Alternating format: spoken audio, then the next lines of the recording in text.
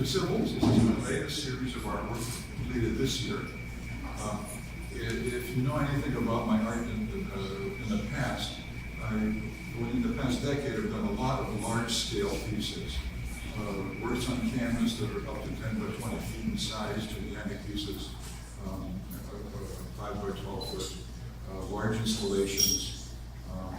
But this is now, in 2018, I decided to do things a little bit smaller in size when the series came up. And with the content in them, there's many, many layers of content. So they're still very large in substance. Smaller in size, but very, very big in substance.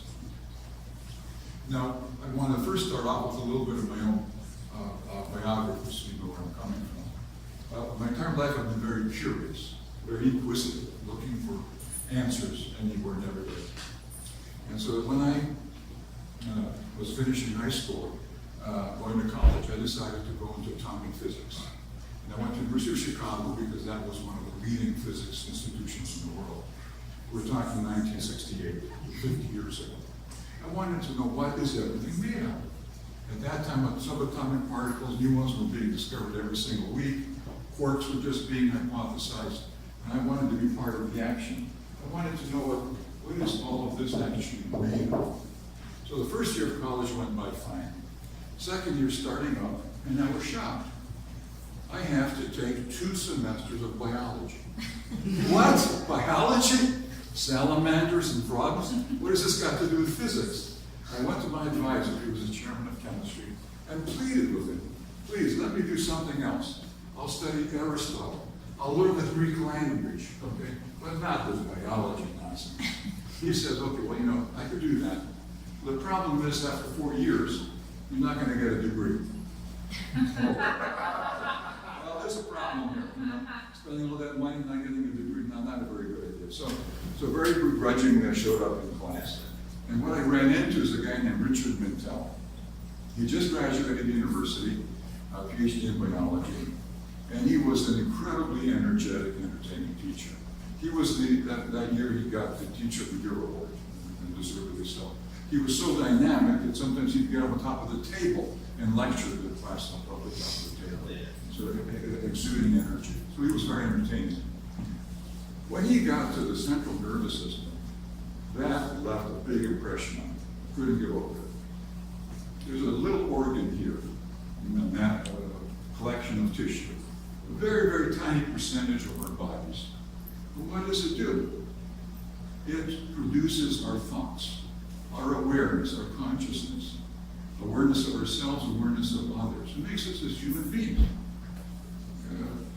To me, that became much more interesting than figuring out what is a stable nerve. How is it that we exist as human beings in society? How does that happen? So the transition took place from physics into neurobiology, neurology. And I've continued a parallel careers in 2 things: art, incorporating these elements, and in my own other professional career of neurology and neurobiology. So my art is a synthesis of these kinds of investigations that I've done. Now, we have 100 billion neurons in our central nervous system, trillions of synaptic interconnections. It's from this ensemble that consciousness arises. Awareness, we're aware of each other here, conscious of what's happening all around us. But I think that there's more than just what's in this room that we're succeeding right now. There's a sense of consciousness that pervades much further, much broader, much farther. And if we actually go through the entire cosmos. Some of my artwork deals with this, called cosmic consciousness, one of the catalogs is right here. That there is a consciousness. Along with it, I feel that there is a life-giving force that exists across the universe that accounts for life existing. And that is sort of connected and exudes throughout the universe. You could call it Mother Nature, you could call it God, you could call it life-giving force or the cosmic consciousness, whatever you want to call it for this.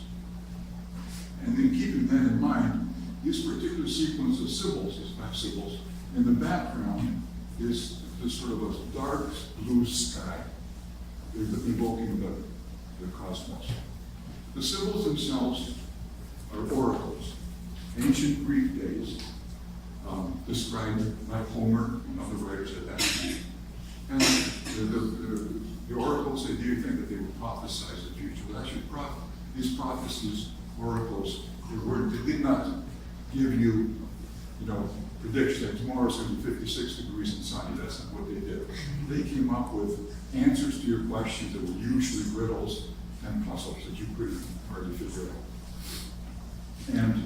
And some of the oracle writings are included in the backgrounds of these particular pieces.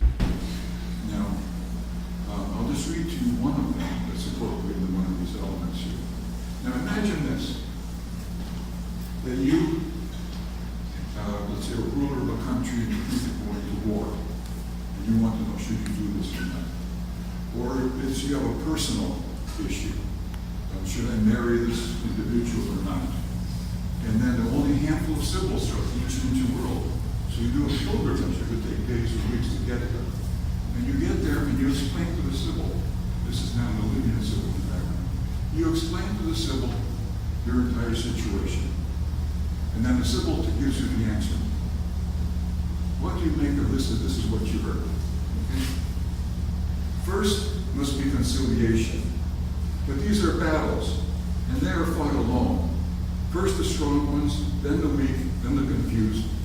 The same passion for each group. The voice of the voice is as a first generation God in a set of insets. But they are acting on their own.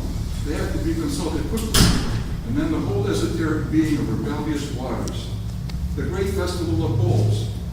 They did not blame them. They did not blame them as being evil men. One of the many obsessive goddesses of the Lord has left another messenger in distant lands. She has been defeated only by the great God, the great goddess of charity. The great gods of humanity have been carnivorous mortals, the same four vowel bearers, the spoken word. Now, I'm sure you all understand that fully, right? The five Sybils here, the faces, are from Michelangelo, from the Sistine Chapel, the five Sybils that he included there. And this is a very fitting thing to have this exhibit on display in New York. I learned about the exhibit, and I was here in very beginning of this year. Came to the Metropolitan Museum, did my pilgrimage from Chicago to New York to the Metropolitan to see the Michelangelo show. I was absolutely stunned by it. The size of it was impressive, but the quality of everything he did was just stunning. And what really took some of the Sybil drawings, particularly the Sybil, and that's where the inspiration for this series came up. And that's how I feel that showing them here in Europe is very appropriate, since I was inspired to do this work by the exhibit at the Metropolitan. These pieces all contain many, many different layers of elements in them.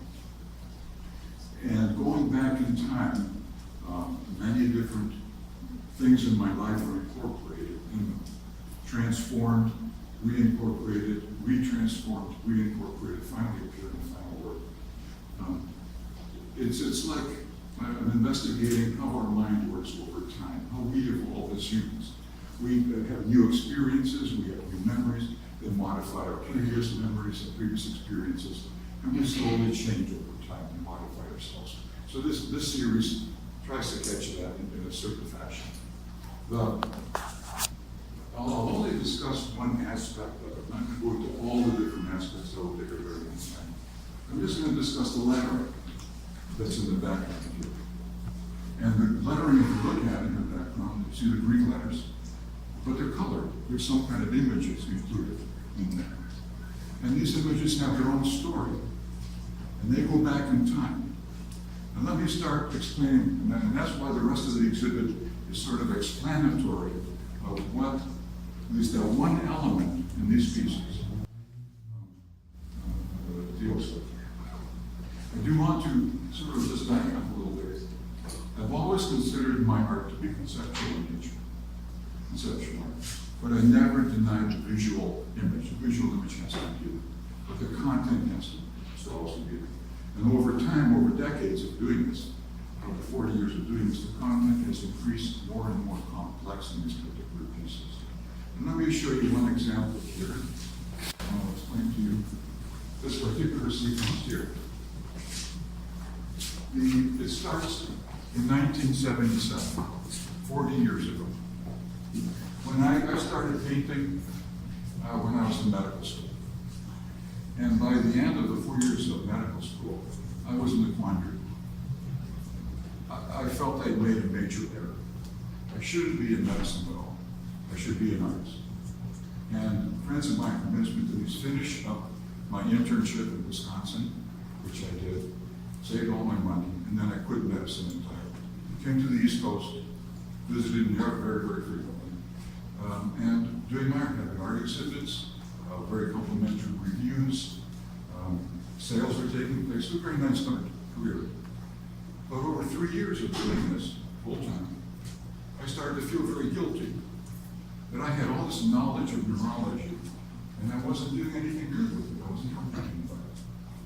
I was doing exactly what Jesus said not to do. Jesus in one of his parables said, you don't put a lit candle under a bushel basket.